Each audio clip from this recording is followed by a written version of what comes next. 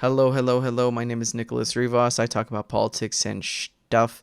And today we're going to be talking about Elon Musk basically ruining Twitter after he just bought it. He didn't inherit anything great. I'm going to be honest with Twitter. It was already this hellscape. But man, can you really hit rock bottom and go further, right? Like, I did not think this guy would be so efficient at ruining the site, but he basically just bought it, left, and just made a mockery of what it was. So people thought that Elon Musk taking over would be this kind of free speech absolutist, given that he himself has always declared to be a free speech absolutist.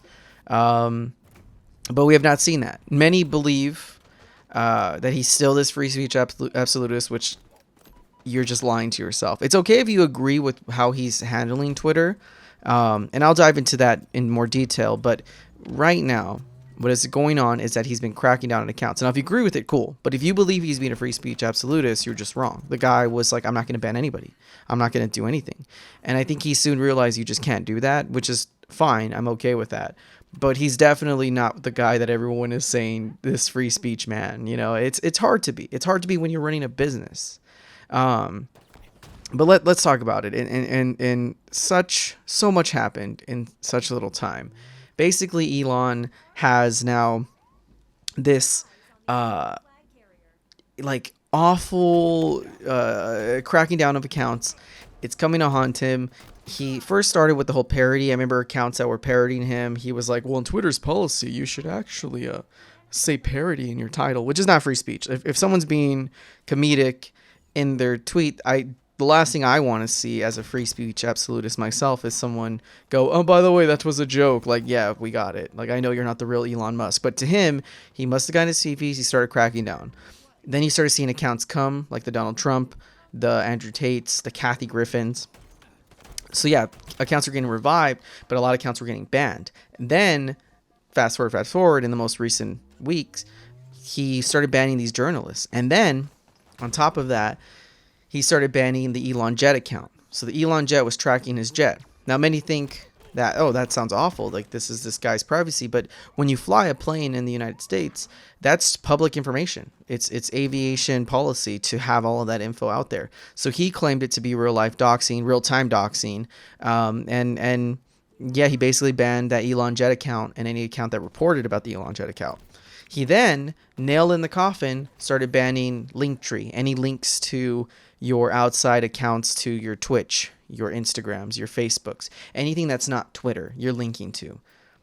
Nail in the coffin, bam, done. You don't do that. You don't fuck with people's money. That's how people make money. Twitter is not this like monetary gain for many. It's just a place to share their ideas or gather a following and take it somewhere where they can make money, i.e. Twitch, i.e. YouTube.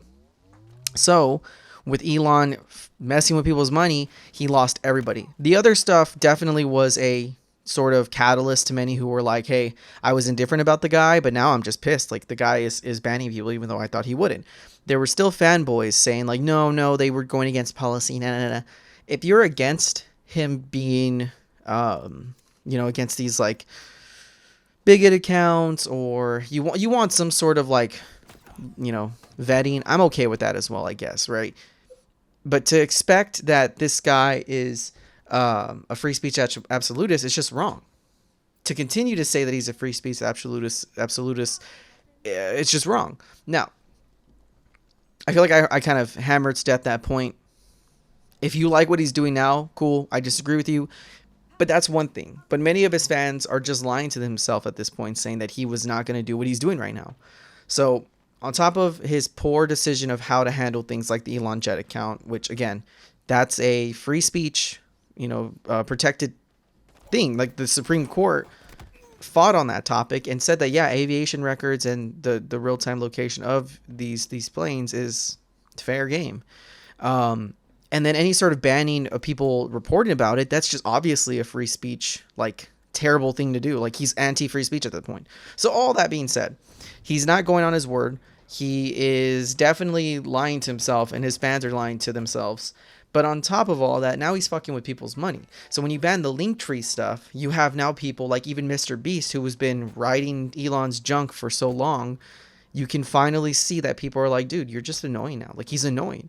And so when Elon Musk made a poll recently, which in the past he's done polls and people have voted on him and they've led to actual decisions. Donald Trump's return decision was by a poll. Now, Donald Trump never returned, but the option was there. His Twitter was unbanned. So Elon Musk then makes a poll saying, hey, guys, should I still be Twitter CEO? And basically, he gets voted out.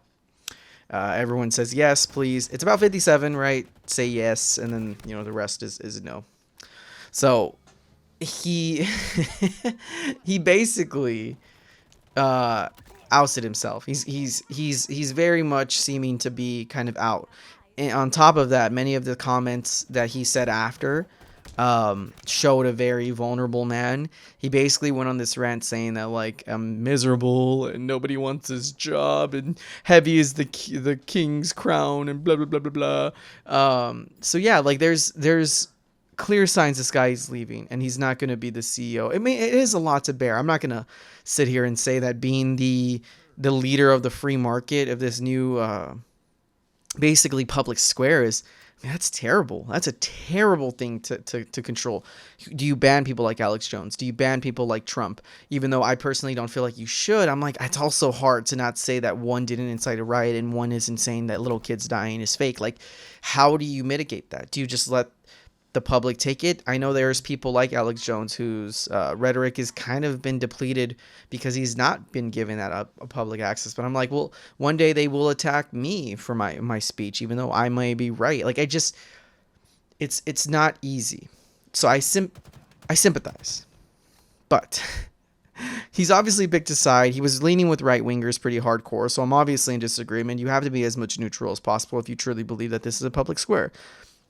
He's also seemed to be taking things personal, like the Elon Jet stuff, even though in the realms of free speech, like if we were going by the First Amendment, the Elon Jet account in real life, would be treated as free speech. It's been done through the courts. This has already been proven. You can't sit there and go, no, it wouldn't. It would. It was already done. We've already done this.